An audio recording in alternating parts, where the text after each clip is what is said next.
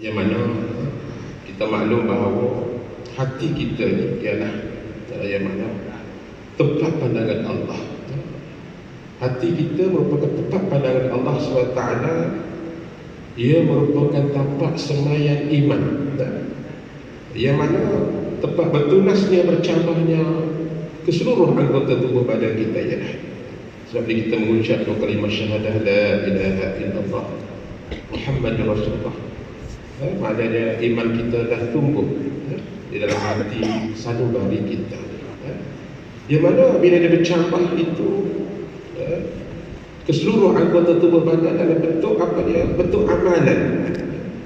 Bentuk amalan yang merupakan bunga atau merupakan buah, yang mana daripada apa telah tertanam di dalam hati sanubari kita. Jadi hati manusia ini tempat yang telah dipilih oleh Allah, yang mana sebagai wadah ataupun sebagai bekas, kepada fitrah, akal dan juga hikmah. Jadi oleh itu hati sanubari ini dah sentiasa jujur, sentiasa benar, walaupun terkadang mulut pandai berbohong, menipu dan sebagainya. Tangan kadang-kadang berani mengambil hak orang lain, kaki kadang-kadang berjalan ke tempat-tempat yang dilarang oleh Allah dan sebagainya. Tetapi berdasarnya hati kita itulah jujur dan benar. Itu asal fitrah yang diciptakan oleh Allah Subhanahu wa ta'ala. Maka hati kita adalah raja, raja bagi seluruh anggota tubuh badan yang lain. Yang ini ia merupakan sumber pergerakan dan juga sumber tindakan. Maka bila hati kita baik, maka baiklah seluruh anggota tubuh badan yang lain. Dan sebaliknya jika hati kita tak baik, rosak, maka rosaklah seluruh anggota tubuh badan yang lain. Jadi inilah seperti disabdakan oleh baginda Rasulullah sallallahu alaihi wasallam dalam sebuah hadis yang berbunyi, ala wa inna fil jasadi mudghah idza salahat salahal jasadu kullu wa idza fasadat fasada al jasadu kullu, atau kama qala ala wa hiya al qalb, atau kama qala rawahu Bukhari Muslim. Perhatikan, sesungguhnya di dalam badan seorang itu ada mudghah, seketul daging, yang apabila ia baik, maka baiklah seluruh anggota tubuh badan yang lain. Dan apabila ia rosak, maka rosaklah seluruh anggota tubuh badan yang lain. Ketahuilah, itulah yang dikatakan al-qalbu, hati. Hadis riwayat Bukhari dan Muslim. Maka hati yang baik, hati yang baik akan menyuruh anggota tubuh badannya melakukan kebaikan. Dan sebaliknya hati yang rosak akan menyuruh anggota tubuh badannya melakukan kerosakan, melakukan kemaksiatan dan sebagainya. Jadi pada mulanya itulah setiap hati kita ni adalah baik. Hati seseorang telah diciptakan oleh Allah Ta'ala, manusia fitrah manusia semua jadinya meminati dan mencintai setiap yang baik. Itu fitrah dia. Dia akan cinta, yang akan minat pada semua yang kebaikan, dan membenci semua kejahatan. Dia akan benci semua yang benda tidak baik, kemungkaran, kemaksiatan. Itu pada dasarnya. Maka atas dasar inilah terletaknya hukum taklif. Kita sebagai mukallaf yang berakal dan cukup umur dan berakal, balik, akil balik dan berakal, akil balik, berakal dan balik. Maka ditaklifkan hukum-hukum syarak. Jadi oleh itulah di mana Allah menyempurnakan pemberiannya kepada insan dengan mengutus para nabi dan rasul. Jadi nabi dan rasul ini untuk membimbing manusia ke jalan yang kebenaran, ke jalan yang baik, dan menurunkan kitab-kitab untuk membimbing, untuk menjadi pegangan dalam hidup setiap manusia di atas muka bumi ini. Jadi lebih untuk mencapai, untuk menjamin kebahagiaan, kebahagiaan dalam hidup di dunia ini, lebih lagi untuk jamin bahagia yang hakiki di akhirat kelak. Jadi oleh itulah di mana kita manusia ini bila mengikut jalan yang telah ditunjukkan oleh para rasul, berpegang teguh dengan kitab-kitab yang diturunkan kepada para rasul, maka mereka akan dapat melalui petunjuk yang akan membawa mereka mencapai redha Allah, yang mana dah terhindar pada jalan yang dimurkai oleh Allah, ataupun jalan-jalan kesesatan, jalan yang menjurus kepada kemusnahan, kehancuran. Jadi tapi manusia ini ada musuh, musuh yang tak nampak kan, nampak tak boleh belemping dia kan, dia tak nampak kan. Itu iblis dan syaitan. Dia tak nampak mata kasar kita, sampai nampak tu bohong lah, takkan nampak. Kalau jin tu nampak pun nampak jelmaan, tak nampak jasad apa fizikal mereka kan. Jadi apa musuh ini sangat berdendam kita. Dia bersumpah daripada Allah untuk pastikan, untuk hadap Allah, untuk menyesatkan kita manusia. Itu kerja dia. Jadi oleh itulah iblis selalu menggoda hati kita manusia ini, dan berusaha untuk membalut fitrah suci yang asal. Jadi supaya ia balut dengan apa? Balut dengan hawa nafsu, dibalutkan dengan syahwat, tamak, cinta kepada dunia lebih-lebih dan sebagainya. Dan jadi iblis tidak akan putus asa. Lebih 24 jam sakit akan berusaha juga untuk mencapai matlamat mereka yang telah disumpahkan di hadapan Allah. Jadi ia akan berbuat apa sahaja, sesuatu yang dapat memisahkan manusia ini dari matlamat hidup yang sebenar tadi. Itu kerja dia. Maka bila iblis masuk ke dalam hati seseorang, apakah jadi? Dia akan bisikkan kepadanya suatu kesenangan, sesuatu kebahagiaan dunia ini yang sementara tu, yang fana, yang pasti akan musnah. Jadi sedikit demi sedikit ditiupkan semangat nafsu itu dan syahwat yang telah sedia ada dalam hati kita manusia, sebagai kesenangan fitrah. Seterusnya apabila hati seorang itu telah tergoda kebisikan iblis dan syaitan, dan mata telah tertutup dengan bayangan kelazatan hawa nafsunya dan syahwatnya, maka itulah manusia akan melupakan Tuhannya. Manusia akan melupakan Allah, sehingga dia berani berbuat maksiat. Pada dasar tadi dia benci pada maksiat, dan bila iblis dah sikit-sikit tiup tadi, dah goda, akhirnya berani untuk melanggar perintah Allah, berbuat maksiat yang mengakibatkan satu titik hitam akan tertumpuk dalam hati sanubari kita. Telah tumbuh di lebaran fitrah suci yang Allah telah ciptakan tadi dengan titik-titik hitam itu. Lagi banyak kita rasa, lagi banyak titik hitam tertumpuk. Tapi titik hitam itu tak dapat dilihat dengan mata kasar kan. Pergi buat medical check up di hospital, saya pun tahun ni nak buat lagi kan. Kita boleh terlepas dah setahun lebih lah. Bila ada masa setakan, setahun sekali kita buat kan. Biasa dia letakkan hati kita dah sikit nampak kan. Kalau nampak apa putih tu makna hati banyak lemak lah kan. Banyak lemak, biasa dia kena sihat biasa tu lah. Kurang makan nama minyak, kurang makan nama lemak kan. Kena exercise, paling kena 3 kali seminggu ya, tak apalah kita walking dan sebagainya lah, exercise kan. Itu. Tapi hati sanubari tak nampak kan. Tak nampak hati sanubari. Jadi selanjutnya bila keadaan ini dibiarkan, kotoran itu titik hitam tertumpuk-tumpuk dalam hati sanubari kita, dia akan mendap. Dia tidak akan tak dapat dibersihkan, nama dia berkarat. Jadi kerah membatu tadi, kita mengotori daripada fitrah suci tadi. Dia kena cuci dengan apa? Dengan air taubat. Kalau kita dulu terkenal cuci pakaian yang kotor, Clorox lah dulu kan, kalau macam jenama dah ada kan. Tapi untuk hati kita istighfar. Itulah ibu segala untuk penyucian utamanya. Kita bertobat pada Allah. Dengan zikir-zikir, dengan amal soleh kita itu dapat. Jadi bila mana hati kita tergores dengan titik hitam tadi, bila banyak dia akan bertambah-tambah hitam-hitam legam tadi, sehingga maksiat-maksiat lakukan itu sebab kotoran yang sangat teruk. Yang tak parah di dalam hati kita, mudahkan bagi iblis untuk kuasainya. Dan gelak berita dalam hati kita tadi, asal putih suci bersih fitrahnya, maka bila nak kena ditawan oleh iblis, dikuasai oleh iblis dan syaitan, hati akan kurang membenci kemaksiatan. Mula dia akan kurang dulu. Asal dia tadi memang benci pada maksiatan, dia kurang benci kan? Terkadang rasa seronok pula buat maksiat. Dia akan jadi gitu kan? Dan akhirnya sampai kepada dia rasa bangga melakukan maksiat kan? Jadi itu macam-macam maksiat yang dilakukannya, hati telah sampai ke peringkat ini, bermakna dia telah terlalu sakit, kritikal kan? Sakit yang kronik, sangat susah untuk diubati. Jadi oleh itulah daripada putih fitrah tadi telah jadi hitam legam kan? Yang mana sudah terlalu susah untuk dibersihkan. Boleh, tapi susah lah.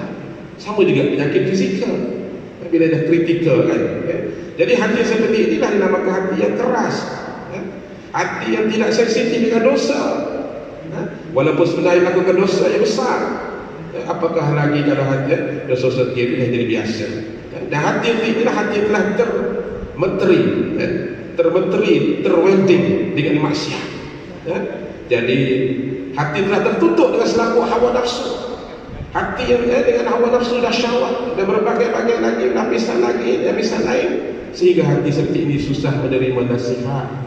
Hati ini susah menerima teguran daripada orang lain, seperti yang disebutkan dalam sebuah hadis baginda Rasulullah sallallahu alaihi wasallam yang berbunyi, an Abi Hurairah radhiyallahu anhu an Rasulillah sallallahu alaihi wasallam qala innal abda idza akhta'a khati'atan nukitat fi qalbihi nuktatun sauda fa idza naza'a wastaghfara wa taba saqala qalbuhu wa in 'ada zida fiha hatta ta'luwa qalbuhu wa huwa zranul ladzi dzakara Allah kalla bal rana 'ala qulubihim ma kanu yaksibun. Rawahu at-Tirmidzi wa qala hadits hasan sahih.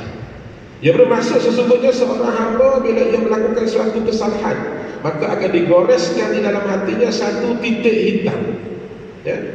Maka bila ia menarik diri dari maksiat itu dan terus beristighfar dan bertaubat kepada Allah, maka hatinya akan kembali bersih.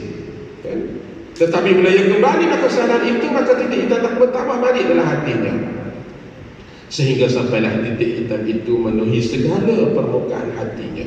Dan inilah yang dinamakan ar-ran, iaitu ataupun karat. Ar-ran ni karat. Di hati yang disebutkan oleh Allah Ta'ala dalam firman-Nya, seperti yang disebut dalam hadis yang tadi, masuk sekali-kali bukan demikian seperti yang dikatakan oleh orang-orang kafir. Sebenarnya apa yang selalu mereka lakukan itu, yakni perbuatan dosa telah menutup hati mereka. Jadi hati yang sakit itu ini sangat susah untuk diubat. Sama dah halnya dengan penyakit kita, penyakit fizikal yang terlalu teruk, maka sangat susah juga untuk dirawat, diubati. Kalau hati ada kanser hati, minggu lepas jumpa dapat solat pada Sungai Buloh, datang hati dah rosak, tapi dicek Rizal untuk perut pula, hati dah rosak habis. Tak apalah kita, sebab dia dah down. Bila down lagi cepat dah merebak sel-sel kanser tadi yang terdekat. Kena ialah dia kata apa, istighfar dan nak sabar. Bila dah tahu sakit, memang dah fikiran macam-macam lah kan, fikiran tu dah melayan macam-macam lah. Jadi begitulah kan. Kita tak apa, ingat Allah banyak. Bila kita sakit ni kita lemah, maka usul-usul wajib pun memang kerja dia ni kan. Tapi nampak dia untuk merawatnya macam ada lagi, walaupun susah pun ada peluang untuk rawat. Kalau diizin Allah baik, macam itulah. Jadi pintu bagi hati selebari itu, pintu taubat masih terbuka untuk menerima siapa sahaja benar-benar mengharapkan pengampunan daripada Allah SWT. Maka hati sangat terkotor ini masih dapat dibersihkan, dan penyakit yang teruk masih boleh diberi penawar, diberi ubat. Asalkan pesakit mesti untuk dirawat, untuk diubati. Jadi dah habislah kan, dan sudah menjadi suatu kepastian pesakit terpaksa menjaga batal larang. Sakit fizikal begitu kan, tak boleh nak makan ikut dah lah kan. Ada kanser tu macam-macam lah. Dia boleh menyebabkan kanser, menghentikan sel kanser, kita kena kurangkan makan. Dan bahkan terkadang terpaksa untuk dibedah, dioperate, dipotong kan. Lagi jimaninya dipotong kaki dan sebagainya, tadi potong segala sebahagian daripada anggota badan yang lain, dia musnah dan sebagainya. Itu penyakit fizikal. Jadi kalau tubuh badan kita yang kasar ini, tubuh badan kita yang kasar ini ditimpa sebarang penyakit, maka tentulah kita akan segera jumpa doktor kan. Untuk apa? Untuk dapat rawatan dan untuk dapat nasihat daripada doktor. Jadi kita bimbang penyakitnya akan bertambah besar, akan merebak ke seluruh anggota badan yang lain, membawa kepada apa? Akhirnya sampai aja matilah. Ya, dan akan misahkan kita daripada segala jenis kelazatan dan kebahagiaan dunia yang dibisikkan oleh iblis tadi. Ya. Maka penyakit dalam hati kita juga bertepuk pandangan Allah. Kalau dia lebih mustahil lagi untuk kita dapat beri perhatian hati selebari kita tadi, yang lebih kita bagi utama untuk kita rawat dengan rapi, untuk kita bagi pengubatan yang sempurna. Penyakit fizikal pun kita besar, penyakit hati selebari lebih lagi lah. Jadi cuba kita renungkan Begitu besar perhatian yang kita berikan terhadap tubuh badan kita yang kasar ini, penyakit-penyakit fizikal yang ada pada tubuh badan kita, kan? Jadi walaupun hanya sedikit penyakit datang menghinggat, kita dah risau dan gelisah dan sebagainya. Kalau yang dapat tahu kanser tu terus lagi lah, stres dan sebagainya, kan. Jadi kita pasti akan bersegera buat rawatan kerana takut mati, yang menyebabkan kita terpaksa meninggalkan segala kelazatan dan kebahagiaan dunia sementara ini. Maka betapa kita tidak ambil berat dengan penyakit yang berlaku pada hati sanubari kita, kan? Yang mana kita biarkan tidak mau buat rawatan, bukan hanya sekadar tidak terpisah dari kelazatan kebahagiaan dunia itu bersifat sementara tu, tapi kita akan terpisah dari kelazatan akhirat yang nanti, yang kekal abadi itu. Dan sudah pasti jika seorang itu tidak berpeluang untuk masuk ke dalam syurga, maka tepat sebaliknya lah, neraka, wa na'udzubillah min dzalik. Ia akan diseret, akan dicampak ke dalam api neraka, wa na'udzubillah. Ia sangat dahsyat, ia sangat mengerikan, na'udzubillah min dzalik. Tapi ada orang kita kata, ustaz, tak apa kita Islam masuk neraka dulu. Nak juga masuk neraka, nak juga. Baik kata masuk syurga, baik itu Islam, kan? Maka kita kata nak juga, walaupun Allah sebut azab neraka tu memang pedih dan sebagainya. Tapi ada nak apa, ustaz? Oleh itu marilah kita periksa hati kita masing-masing. Apakah ia sihat ataupun sebaliknya tidak sihat? Apakah selama ini, apakah hati kita jadi tempat iman kita yang mantap, merupakan sumber kepada kekuatan yang dapat mendorong kita untuk buat kebaikan, untuk amal saleh, ataukah ia terjadi sarang iblis, istana syaitan dan iblis yang menjadi sumber kekuatan untuk selalu mendorong kita melakukan dosa, melakukan kejahatan, melakukan maksiat.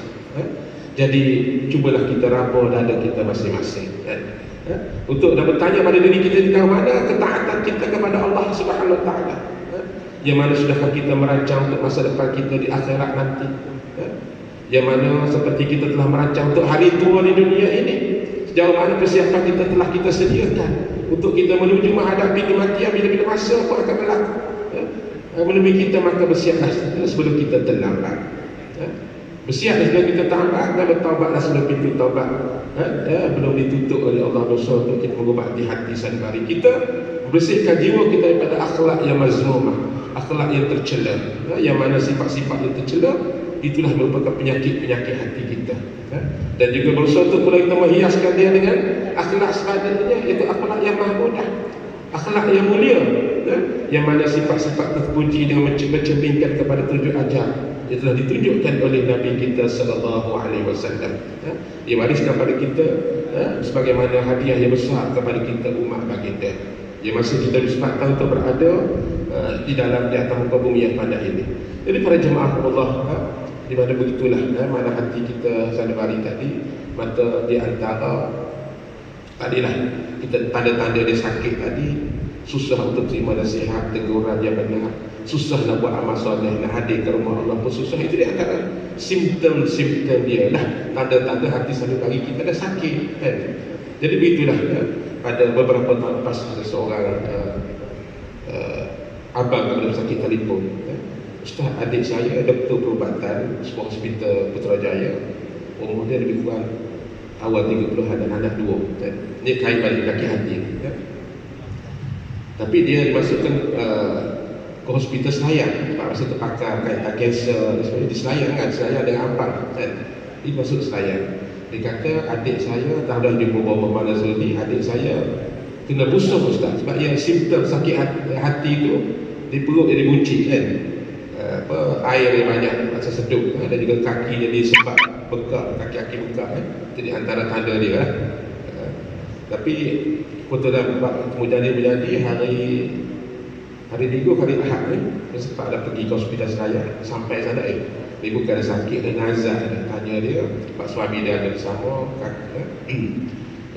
dia pun dah tak tahan, tak tanya adik abang dia telefon. Dia kata daripada subuh tadi saya sampai dekat Zuhur, tapi dah sampai nampak bukannya sakit, rasa dah nazar dah tu, tapi lama daripada subuh sampai dekat Zuhur. Kita ruqyah jugalah, takut ada apa-apa yang tak elok tu yang pergi mudahkan, itulah. Memang perutnya membesar dan sebagainya. Dia kata kena sihir, busuk biasa orang guna kata puru, kan? Kata puru letak buat tempur, tidak ada sihir teman-teman, kan?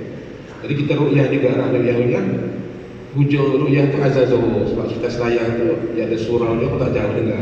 Sebelah tingkat dengar aja kuat kan. Dan perjalanan dah saya singgah lepas solat di bersama-sama dengan pesakit juga waris dia saya. Dan perjalanan nak dia hantar anak sebelah ke Syahram. Apa dia telefon, Ustaz, adik saya baru meninggal lepas zuhur tadi. Pernah dah sampai ajar dia kan. Dia dahsyat busung lah. Memang kalau busung juga, turut membesar juga, banyak kita dipekeh kan jadi tapi tak apa, kita sampai kita ru'yah dah ada sambil suami dia berajar mengucap dan sebagainya atau banyak kata gekun. Sebab penghujung ayat kita biasa iblis ni dia surat tadi lah, macam-macam ayat kita baca bulan-bulan 3 kun tadi supaya iblis tadi dapat untuk menunjukkan apa-apa saja tidak baik di permukaan ada kan. Dia kata yang seminggu lepas juga, seorang perempuan juga tapi dia berumur 60 hampir 70 kan. Tapi dia tahu juga rasa sakit, tanya anak dia cikgu kan. Puan bagi painkiller apa macam dia tahan sakit kan, apa morfin kan, bagi morfin tak apa, kata puan dia sabar gitulah. Kalau ada Allah izin baiklah kita doa lah sama-sama kan. Kalau sahabat ajar tu macam mana kan. Begitulah sebab dia tahu tak jauh dari sini juga ada sakit kanser berkaitan tu kanser ovary kan. Perempuan juga dia dah tahu tu tak nak jumpa orang lagi, cepat merepot tu sakit fizikal kan. Jadi gitulah di mana supaya kita berusaha untuk pastikan dia tak jauh dari sini. Suami dia kata, Ustaz saya dah kahwin dapat anak 3 jadi berkaitan hati dah gerak Kalau dia datang masjid solat, apa dia tak solat? Susah lah. Siapa nak gerakkan hati dia? Kalau dia ada bawa Grab sebelum ni, dia ada usaha buat homestay, tapi Allah bagi dia lah, tak solat pun tidak, dapat anak dah 3, sampai suami isteri dia pun pernah balik Indonesia awal suami dia, ada orang Bandung, tapi memondok jugalah. Mak bapak dia kata tak payah tunggulah, dunia tak dapat, akhirat pun tak dapat Dia bangkit buat tahajud, tapi suami dia kata tak ni. Masa tengok isteri dia tahajud, dia besarkan suara dia mahikir pukul 3-4 pagi. Dah hati dah kerah betul kan? Kata susah nak buka. Tak apa, kita sama-sama doa tu dah tak ada cara lain. Buat air apa bagilah minum apa kan? Sebab dia dah hanyut begitu. Dia kata lah duduk ikut ajaran sesat pula. Ada kain habis. Jadi tak ada cara lain berdoa lah. Dia sendiri pun nak pergi masjid surah dan dengar apa-apa, tak ada, terketuk hati dia. Dah kerah. Memang kerah membatu lah. Jadi susah lah. Jadi sebagaimana Allah sebut dalam surah Ar-Ra'd ayat 8, alladzina amanu wa tatma'innu qulubuhum bi dzikrillah. Ala bi dzikrillah tatma'innul qulub. Di mana iaitu orang yang beriman, yang tenang tenteram hati mereka dengan zikrullah. Kan? Ketahuilah dengan zikrullah itu tenang hati manusia. Tapi dia nak zikrullah apa? Solat pun tidak, zikir pun tidak kan? Jadi susah. Habis-habis kata bacalah kuat-kuat ayat-ayat Quran, mudah-mudahan dengan doa Allah terketuk hati dia. Mari gitulah kan? Adapun hati orang terkunci yang melupakan zikir kepada Allah, maka mereka mendapat kerugian nyata. Yang mana di antara kerugian mereka kekal akan ini menolaklah. Yang tak berzikir itu tak benar, tapi menolak, mengingkari, maka kekal neraka lah. Ini bukan Islam lagi, sebab ini kufur. Wa man a'rada 'an dhikri fa inna lahu ma'isyatan dhanka wa nahsyuruhu yawmal qiyamati 'ama. Surah Taha ayat 124. Dan sesiapa yang berpaling ingkar dari ingatan dan petunjukku, maka sesungguhnya adalah baginya kehidupan yang sempit. Dan kami akan himpunkan dia pada hari kiamat dengan dalam keadaan a'ma, buta matanya. Ini bagi menolak. Kalau masih lagi Islam, cuma hati tadi dah jadi kerah membatu dah, dengan titik-titik hitam dah berkarat, dah hitam lekam, tak boleh itu dah, tapi boleh juga usaha. Tapi kalau dia ada juga yang nak kan, dia sendiri Allah bagi hidayah dan petunjuk supaya diketukkan hati itu, walaupun dah banyak dah kelamnya, tapi kalau dah tolak, habislah. Tolak jadi kufur, orangnya kafir, maka iaitu kekal dan neraka. Na'udzubillah. Dalam surah Az-Zumar ayat 2, fawailul lil qasiyati qulubuhum min dzikrillah ulaika fi dhalalin mubin. Maka kecelakaan besarlah bagi orang yang keras membatu hatinya daripada menerima peringatan yang diberikan oleh Allah. Mereka demikian keadaanlah dalam kesesatan yang nyata. Jadi yang menolak sesat lah, bukan Islam lagi lah. Cuma yang tak, yang masih mengaku Islam itu. Tapi itulah, bila dia berintik daripada itu, dia akan menjurus kepada yang tak baik lah. Tadi kata dia tak solat dan sebagainya. Akhirnya hati dah tutup, dia pergi pula ajaran sesat dan sebagainya. Habis cuma na'udzubillah, takut begitu. Tak ada usaha lain, tak ada doa dah. Itulah cara doa bagaimana biar hati dia lembut, biar Allah palingkan balik untuk ingat Allah balik. Hati dia nak, dia begitu. Dan kalau dia sendiri pun nak hadir ke rumah Allah pun tidak, ya nak solat pun tidak hadir berapa. Setengah orang dia kat solat sekali seminggu. Hari Jumaat yang solat ada, tak apalah, terketuk je. Bolehlah pergi dengan khutbah ke apa, dengan tazkirah di masjid tu, boleh terketuk hatinya kan. Ada orang solat 2 kali setahun. Solat apa? Solat raya. Solat sunat yang wajib tak apa kan? Solat raya Aidilfitri dia ada hal tu yang dia solat. Ada macam tu kan. Tapi kalau kita bincang panjang lebar, mungkin kita buat dah sempena Isra Mi'raj kan. Solat fardu yang Rasulullah ambil kan? Direct jumpa Allah tu kan? Tak melalui Jibril, lain-lain melalui Jibril, wahyu-wahyu ni direct. Isra Mi'raj kan? Masa Mi'raj tadi solat fardu 5 waktu kita asalnya 50 kan? Jadi kurang jadi 5 waktu. Kalau 50 tak kerja buat lah kita kan. Atau 5 waktu pun ramai tak buat juga. Kita alhamdulillah Allah bagi hidayah jadi mungkin tengok sedar kita naik banyak juga kan. Yang kita doa lah untuk mereka juga kan. Kalau kita tak solat tu susah kan. Nak rokok sakit kan. Kita dah biasa solat apa kan. Nak sujud apa sakit habis ubat-ubat tak pernah bongkok, tak pernah itu kan. Lebih itulah susahnya.